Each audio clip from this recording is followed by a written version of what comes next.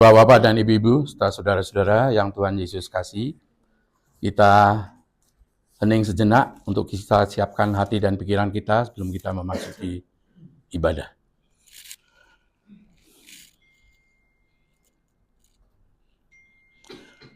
Shalom saudara. Shalom. Sepekan penyertaan Tuhan dalam hidup kita, teristimewa kehadirannya dalam perjalanan rohani, memaknai pesan Tuhan bagi jemaat Asia kecil di kitab Wahyu. Karena itu, patutlah ada pujian dan hormat bagi kemuliaan namanya melalui ibadah hari Minggu saat ini. Mari berdiri, kita menyambut kehadiran Tuhan melalui firman-Nya di tengah persekutuan kita, dan mari kita nyanyikan Kidung Jemaat kita Bakti 246, Aku Mau Bersyukur. Dinyanyikan 2 kali. Aku mau bersyukur di hadapan bangsa-bangsa. Aku mau bagimu, ya Tuhan, karena kasih mengatasi langit tinggi, kebenaran-Mu sampai menebus arah awan. Ditinggikan diri-Mu di atas langit,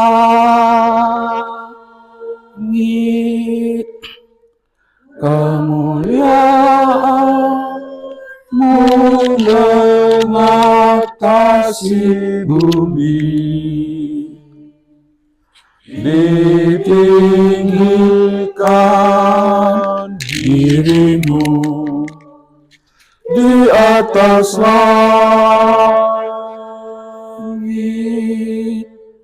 kemuliaan-Mu mengatasi bumi. Aku mau bersyukur di antara bangsa-bangsa. Aku mau bermazmur bagi-Mu, ya Tuhan, karena kasih-Mu besar, menatasi langit tinggi, kebenaran-Mu sampai menebus awan-awan. Ditinggikan diri-Mu di atas langit,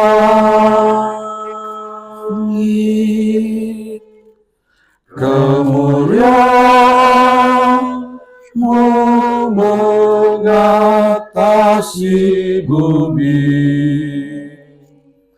Ditinggikan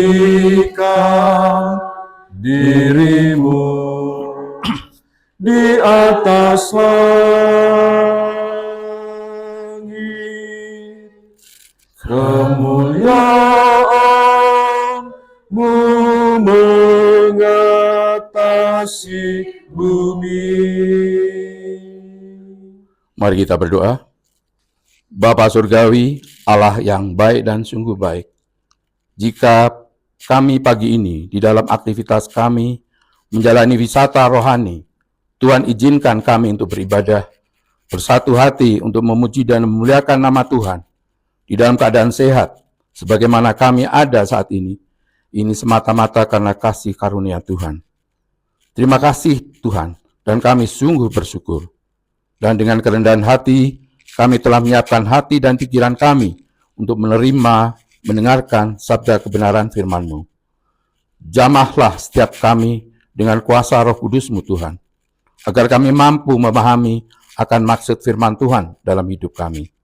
Inilah doa kami yang kami naikkan untuk hormat dan kemuliaan di dalam satu nama Tuhan kami Yesus Kristus, yang adalah firman yang hidup. Amin. Kami persilahkan duduk kembali, dan mari kita naikkan pujian dari Kidung Muda-Mudi 4 ayat 1 dan 2. Tuhanku, tiada perkara di saat susah, di saat gelap. Kasih-Mu Allahku tidak berubah. Kau pelindung abadi tetap. Setiamu Tuhanku, pengaruh hatiku. Setiap pagi bertambah jelas. Yang ku perlukan tetap Kau berikan, sehingga aku pun puas lelah.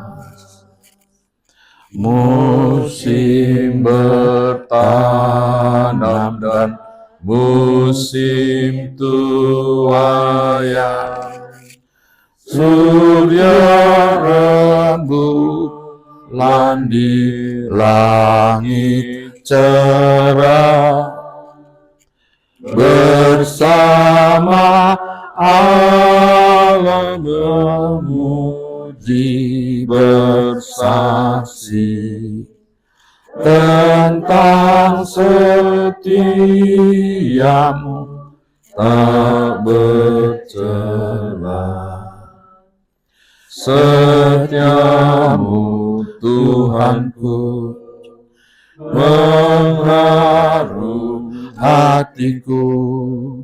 Setiap pagi bertambah jelas.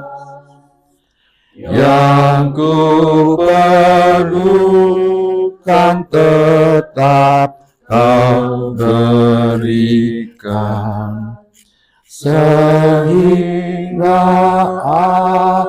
aku pun puas lelah.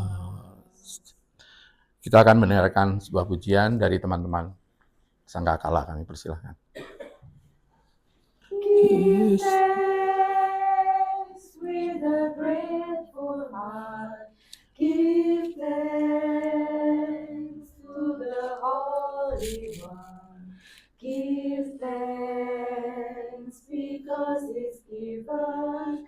Jesus Christ is Son. Give thanks with a grateful heart. Give thanks to the Holy One. Give thanks because it's given. Jesus Christ is Son. And now let the weak say, I am strong.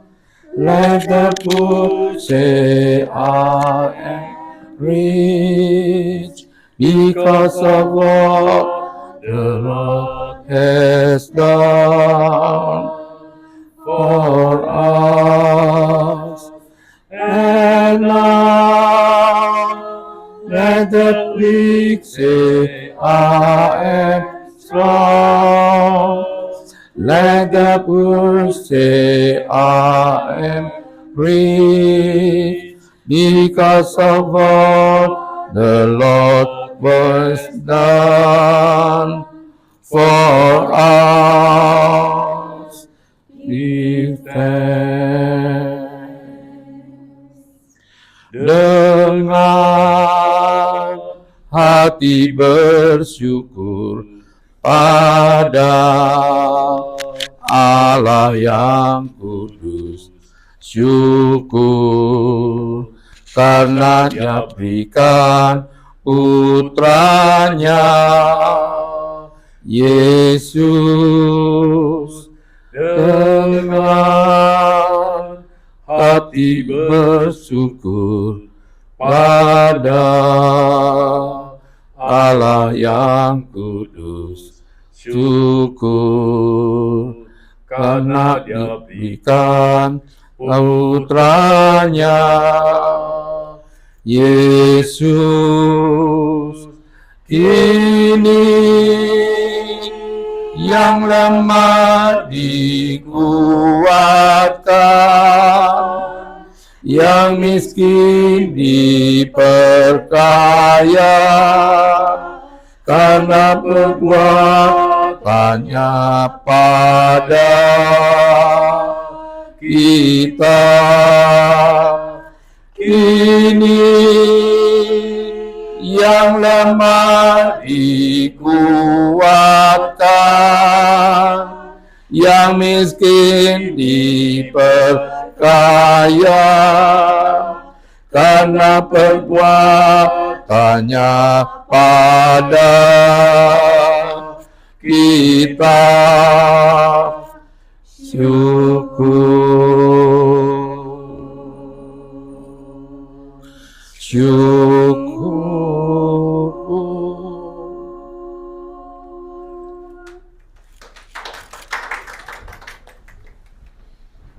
Bapak Ibu Saudara, siapkan bacaan Alkitab Injil Matius pasal 20 sesuai dengan jadwal bacaan GPIB. Injil Matius pasal 20, kita akan membaca ayat 1 hingga ayat yang ke-16. Dan ayat bernomor ganjil akan saya bacakan, mohon Bapak Ibu meresponnya pada bagian ayat-ayat bernomor genap.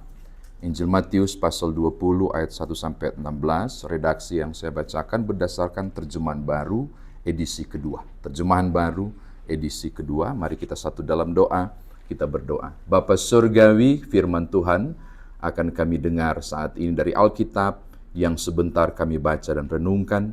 Diamkanlah suara dalam hati kami, kecuali suara Tuhan, agar kebenaran firman Tuhan ini boleh kami mengerti, dan tolonglah kami ya Roh Kudus yang sudah mengerti firman, mampu melakukannya. Demi Tuhan Yesus Juru Selamat kami berdoa. Amin. Menghormati firman Tuhan, mari berdiri. Injil Matius pasal 20 ayat 1 sampai ayat yang ke-16, kita akan membaca silih ganti. Lembaga Alkitab Indonesia memberi judul Perumpamaan tentang orang-orang upahan di kebun anggur. Kerajaan surga seumpama seorang pemilik kebun anggur yang pagi-pagi benar keluar mencari pekerja-pekerja untuk kebun anggurnya. Setelah dia sepakat dengan pekerja-pekerja itu mengenai upah sedinar sehari, ia menyuruh mereka ke kebun anggurnya. Kira-kira pukul 9 pagi ia keluar lagi, dan dilihatnya ada orang-orang lain yang menganggur di pasar. Katanya kepada mereka, pergi jugalah kamu ke kebun anggurku, dan apa yang pantas akan kuberikan kepadamu, dan mereka pun pergi. Kira-kira pukul 12 dan pukul 3 petang, ia keluar dan melakukan hal yang sama. Kira-kira pukul 5 petang, ia keluar lagi dan mendapati orang-orang lain pula. Lalu katanya kepada mereka, mengapa kamu menganggur saja di sini sepanjang hari? Kata mereka kepadanya, karena tidak ada orang yang mengupah kami. Katanya kepada mereka, pergilah juga kamu ke kebun anggurku. Ketika hari malam, tuan itu berkata kepada mandornya, panggillah pekerja-pekerja itu dan bayarkan upah mereka, mulai dengan mereka yang masuk terakhir hingga mereka yang masuk terdahulu. Datanglah mereka yang masuk kira-kira pukul 5 dan masing-masing menerima 1 dinar. Kemudian datanglah mereka yang masuk terdahulu, sangkanya akan mendapat lebih banyak, tetapi mereka pun menerima masing-masing 1 dinar juga. Ketika mereka menerimanya, mereka bersungut-sungut kepada pemilik kebun itu. Katanya, mereka yang masuk hari ini hanya bekerja 1 jam, dan engkau menyamakan mereka dengan kami sama-sama untuk bekerja berat dan menanggung panas terik matahari. Namun pemilik kebun itu menjawab seorang dari mereka, "Kawan, aku tidak berlaku tidak adil terhadap engkau. Bukankah kita telah sepakat sedinar sehari? Ambillah bagianmu dan pergilah. Aku mau memberikan kepada orang yang masuk ke hari ini sama seperti padamu. Tidakkah aku boleh mempergunakan milikku menurut kehendak hatiku? Atau iri hatikah engkau karena aku murah hati?" Demikianlah orang yang terakhir akan terjadi yang terdahulu, dan yang terdahulu akan terjadi yang terakhir. Demikian firman Tuhan, terpujilah Kristus. Haleluya. Haleluya. Haleluya. Haleluya. Silakan duduk Bapak Ibu. Shalom. Bolehkah dengan senyum memberi salam kanan kiri muka belakang, katakan damai sejahtera bagimu untuk berbagi sukacita. Di hari Minggu, hari Tuhan ini kita bersekutu. Puji Tuhan.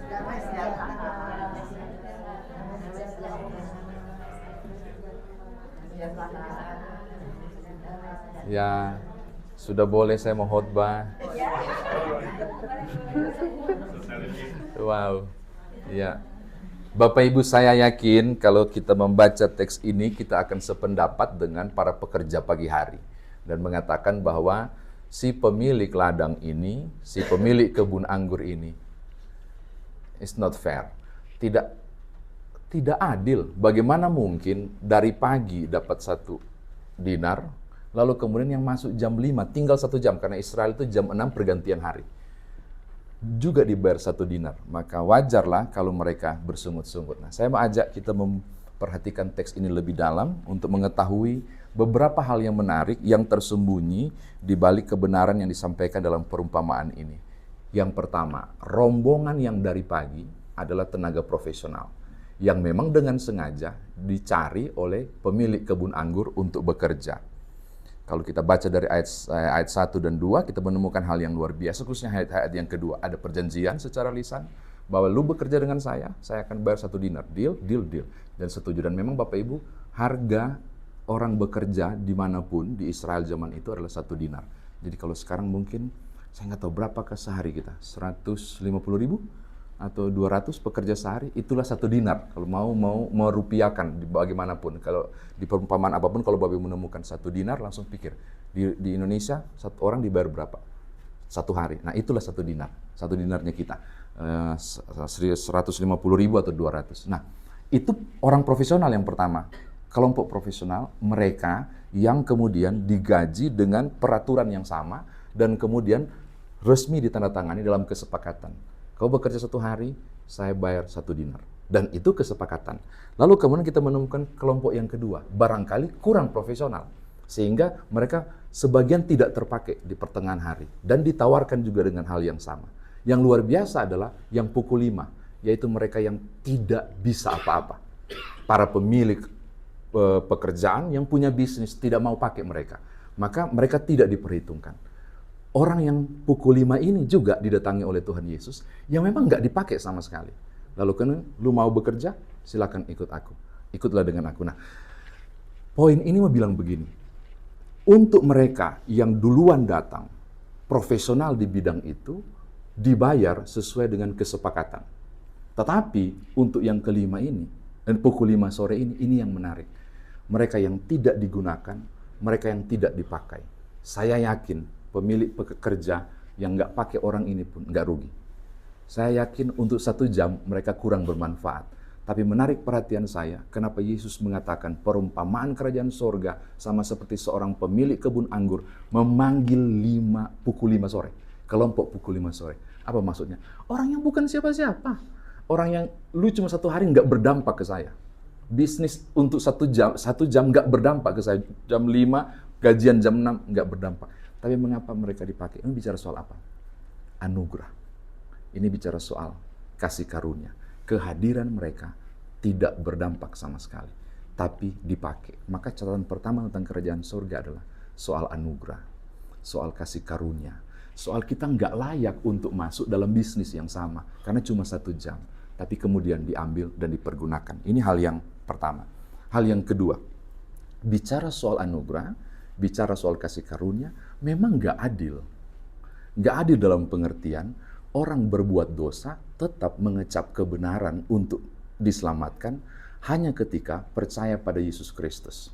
Kalau kemarin kita bicara soal yang progresif itu bicara bagaimana mungkin yang hanya percaya pada Yesus Kristus dapat diselamatkan, kita menemukan jawaban ini. Bahwa soal keselamatan, Bapak Ibu, soal kasih karunia. Dan soal kasih karunia, dia memang kelihatan tidak adil. Bagaimana mungkin berbuat dosa, terima kemurahan, langsung masuk dalam anugerah keselamatan. Ya, soal keselamatan adalah soal murah hatinya Tuhan. Sehingga ada pertanyaan penting di bagian ayat 15-16. Engkau cemburu, engkau iri hati, kalau aku murah hati, suka-suka Tuhan, pada siapakah dia mau selamatkan? Saya kira demikian firman Tuhan ditafsirkan baik kita. Nah sekarang, bagaimana kita bawa dalam kehidupan beriman kita? Yang pertama Bapak Ibu, Bapa, ampunilah mereka, karena mereka tidak tahu apa yang mereka perbuat. Orang langsung kemudian terhisap dalam perjanjian keselamatan. Ketika dia mengatakan, sudah selesai, ke dalam tanganmu kuserahkan nyawaku, kita terhisap dalam perjanjian keselamatan. Saya sebut itu sebagai anugerah. Dan ini bicara soal kemurahan.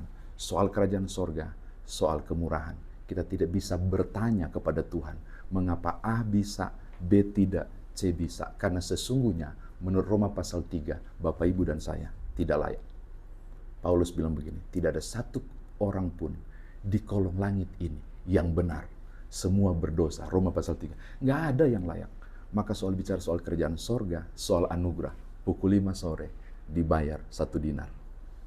Keselamatan ini adalah soal anugerah, bukan soal adil dan tidak adil. Karena ukurannya adalah soal kemurahan. Maka siapapun yang diselamatkan, itu wewenang dan wilayah Allah. Ini hal yang pertama. Yang kedua, saya senang karena yang pukul 5 nggak komentar. Pukul 5 no comment. Karena dia tahu dia bukan siapa-siapa. Karena dia tahu dia nggak bikin apa-apa kok. Karena dia mengecap anugerah. Maka poin kedua bilang begini, siapakah pukul 5 sore itu? Bapak, Ibu, dan saya. No comment lah soal keselamatan dan hanya bisa bersyukur. Aku bukan siapa-siapa, tapi aku dilayakkan dan digandeng Tuhan untuk karya keselamatan. Poin kedua bilang begini, Bapak, Ibu, dan saya bukan siapa-siapa. Tapi sesungguhnya oleh kasih karunia kita diselamatkan. Bukan karena kuat dan gagah kita, tapi karena anugerah Allah.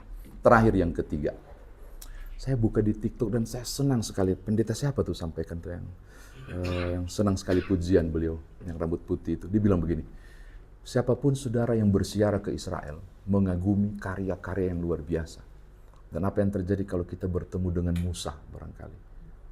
Pasti kita selain Musa, selfie dulu dong. Selain selfie kita tanya, bagaimana caranya lu bisa belah laut Teberau? Atau kita bertemu dengan Elia, kita wow keren banget, lu naik kereta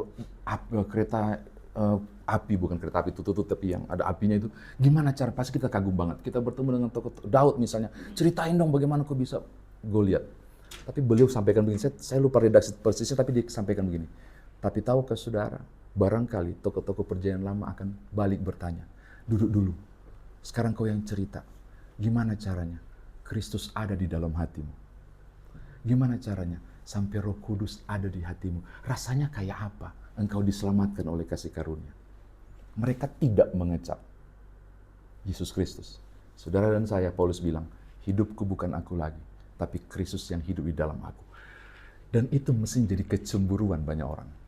Karena kita adalah bagian dari karya keselamatan itu. Saya mau tutup untuk bilang begini, tiap bangun pagi, selain buka handphone biasanya Bapak, Ibu, dan saya buat, bercerminlah dan tersenyum.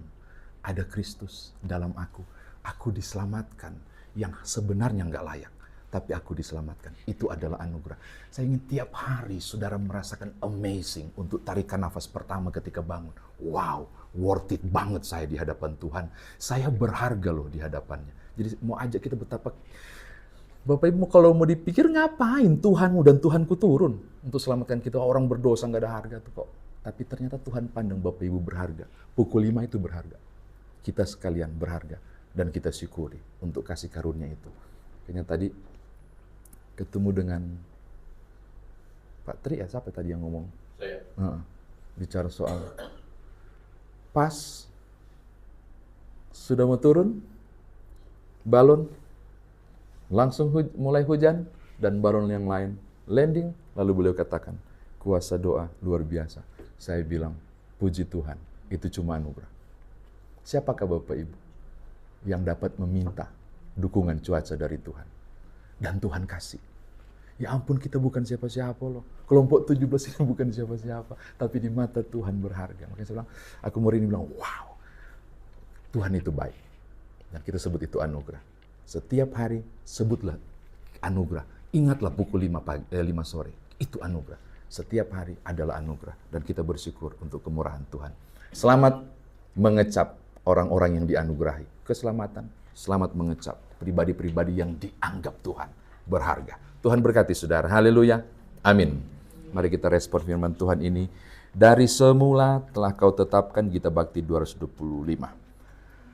Dari semula telah kau tetapkan hidupku dalam tangan-Mu, dalam rencana-Mu Tuhan. Rencana indah telah kau tetapkan bagi masa depanku yang penuh harapan. Semua baik, semua baik, apa yang telah kau perbuat di dalam hidupku. Semua baik, sungguh teramat baik.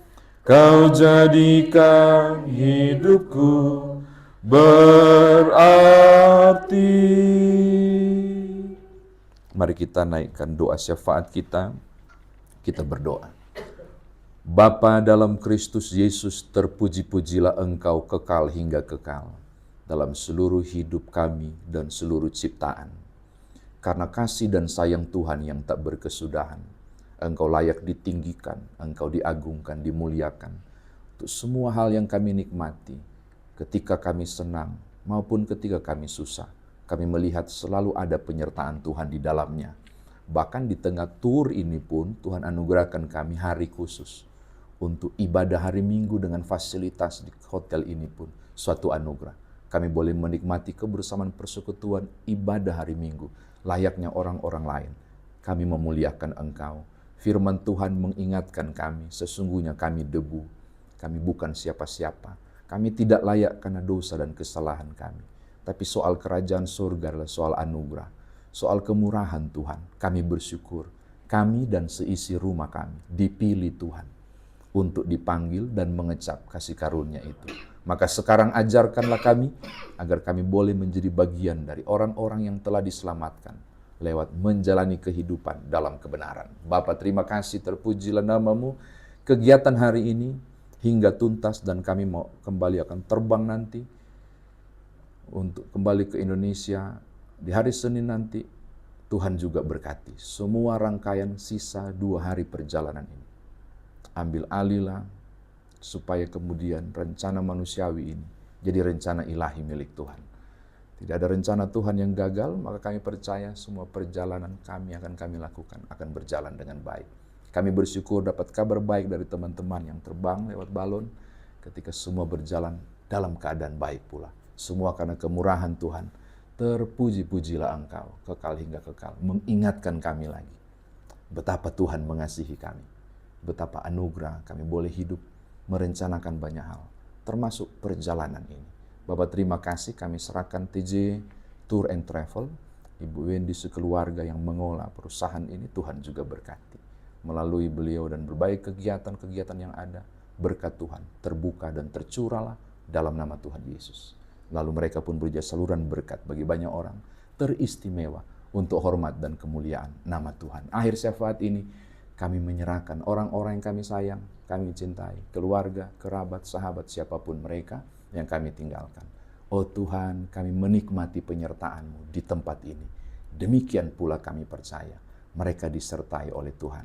Supaya kalau tiba waktunya kami kembali, kami boleh berjumpa satu dengan yang lain. Dalam keadaan diberkati, hati kami penuh sukacita. Terpujilah nama-Mu, ini doa kami. Demi Tuhan Yesus Juru Selamat yang mengajar kami berdoa. Bapa kami yang di sorga, dikuduskanlah nama-Mu, datanglah kerajaan-Mu, jadilah kehendak-Mu di bumi seperti di sorga. Berikanlah kami pada hari ini makanan kami yang secukupnya. Ampunilah kami akan kesalahan kami, seperti kami juga mengampuni orang yang bersalah kepada kami. Dan jangan bawa kami ke dalam pencobaan, tapi lepaskanlah kami daripada yang jahat, karena Engkau yang punya kerajaan dan kuasa dan kemuliaan sampai selama-lamanya. Amin. Mari berdiri, kita mengakhiri ibadah kita bakti 262, bagai rusa rindu sungaimu. Bagai rusa rindu sungai jiwaku merindukanmu. Engkau Tuhan hasrat, jiwaku ku sembah selamanya. Ada Kau kekuatanku, perisai dan keselamatanku. Engkau Tuhan hasrat, jiwaku ku sembah selamanya. Ku rindukan Engkau, bagiku lebihi apapun.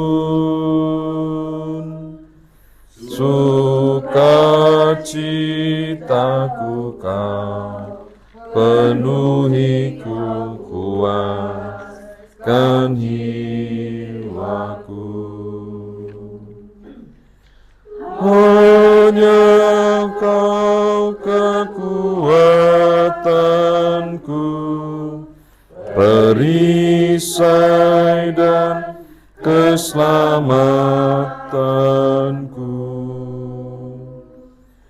Engkau Tuhan hasrat, jiwaku ku sembah selamanya.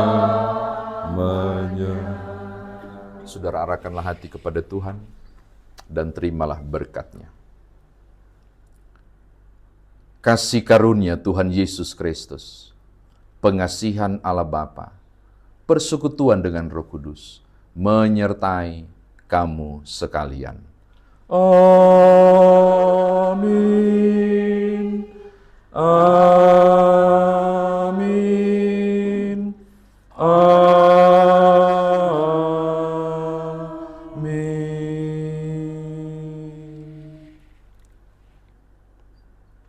Ibadah selesai, silakan duduk untuk bersaat teduh. Tuhan berkati.